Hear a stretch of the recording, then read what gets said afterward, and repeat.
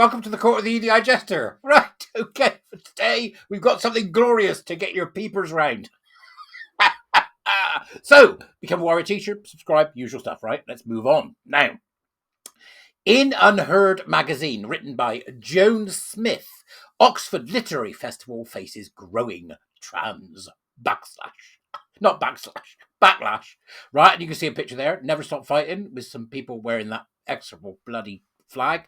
This is from the 12th of January. So let's go.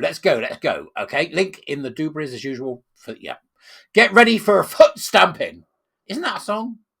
Foot stamping, I'm sure it was. Wasn't it in the Hairspray? I don't know, you'll tell me. For too long. A motley collection. Motley. What a wonderful word. On with the motley.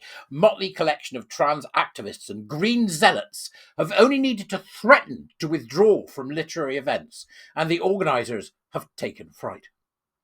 Now, the Oxford Literary Festival has discovered a backbone, inviting the gender-critical author Helen Joyce, the floral Helen Joyce, and feminist campaigner and stalwart fighter there, Judy Bindel. So Helen Joyce and Judy Bindel, two of the main figures in this epic battle, are to take part in this year's programme. Cue the predictable outrage. I love it. There have been calls for authors to withdraw on the dubious, some would say bonkers, premise that the invitation puts other writers at risk. Harry R McCarthy, a lecturer in early modern literature, grandly announced that he had withdrawn from his scheduled session on Shakespeare for the modern age because Joyce and Bindel are part of the programme. Oh, Harry, bless your little academic cotton socks. Eh? What's wrong, mate? What's wrong? Could it be that because your Shakespeare for modern age might be twaddle? I don't know. Maybe it is twaddle. But if you don't come along and let people hear it, they can't pronounce it as twaddle. They can't denounce it as twaddle, can they? It might not be twaddle, but who's going to know? Harry, unless you turn up. Yeah, come and give us a lecture on modern literature. Yeah, it's wonderful. And he did it. He's gone, I'm not doing my Shakespeare for the modern age because that Joyce and Bindel woman are going to be there. God forbid. They might call me a grifter. Then there was the American author Helen Phillips, who apparently uses she/they pronouns. Oh no, it's a pronoun tosser. This decision was not taken lightly. She/they declared in a lengthy statement this week. I've conferred with other queer and trans authors. Have you? Right, okay. Queer and trans authors. Cis and straight authors. Oh, really, have you? So you've been living in La La Land, so I've gone, right. I'm not going to take this decision lightly, and in order not to take it lightly, I'm going to go and confer in La La Land with other loons, right? And she also spoke to friends and family, and in the end, I feel that stepping down from my panel is the only way forward, both for my personal safety and my conscience. Your personal safety. Can you imagine Helen Joyce and Judy Bindel turning up, like someone out of Rambo, with a bazooka and a machine gun? Who'd have which? Helen would have the machine gun, wouldn't she? Judy would have the bazooka.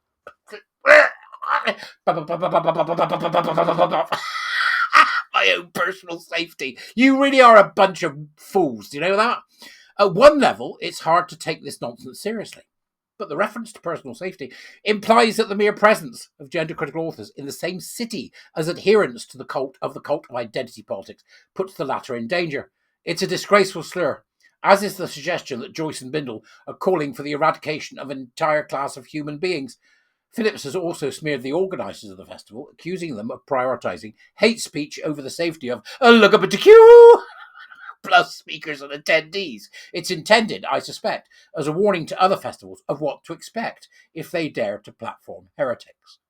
We need a film with Judy Bindel and Helen Joyce in it, where they're both, with machine guns and bazookas. That's got to be a film, man. Who'd make it? Quentin Tarantino. Pressure has worked far too often.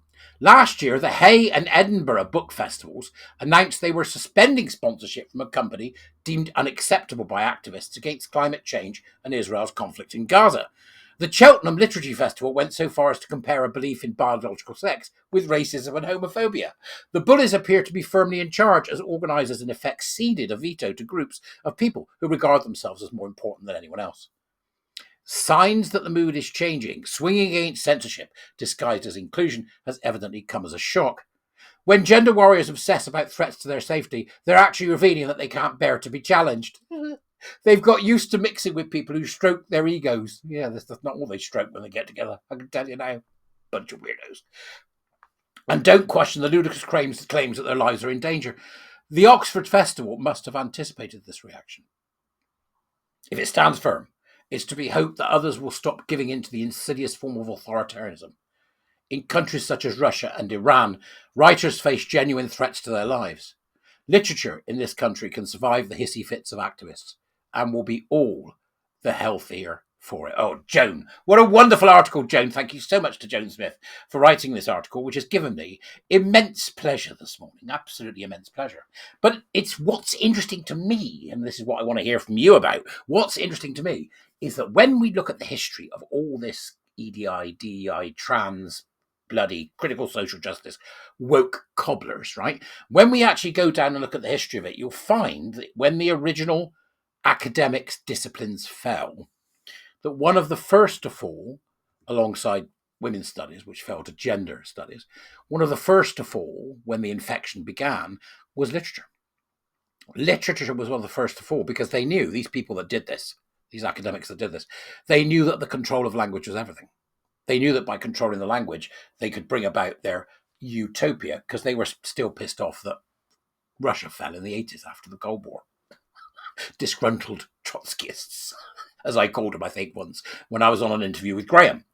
But that was interesting because literature was one of the first things to fall. So I think that the fact that the literature world, twee as it is, the literature world, may well, now that we're seeing signs of this and some sort of spine in some of the organisations, be a sign that actually we are getting to the root of this. And I think that's incredibly interesting. Please do let me know whether you think I'm correct about that. Do you feel that we are getting to the root, or do you think this is just a one-off? It's so unusual for this to actually happen. But over and above that, I do think that we should definitely talk to Quentin Tarantino. And then needs to be a film of Helen Joyce and Judy Bindel. Bindel with a bazooka and Helen Joyce with a machine gun, an Uzi. It's got to be an Uzi, right? Laying waste to wokery. That's what I'd like to see. Or in fact, maybe we should ask Mole if he could just do us the cover, right? Just do us the cover. Julie, Helen, bazooka, Uzi. What title would it have? Turf Wars. Oh, that's what I think is. Mo, do us a Turf Wars, would you, love, when you got 5 minutes? Anyway, I think this is good news. I hope you do too. Please do become a warrior teacher. Other than that, subscribe to my Substack, buy me a coffee, do whatever you can to help. I'll see you guys later, all right? Have a great day. Thanks for watching.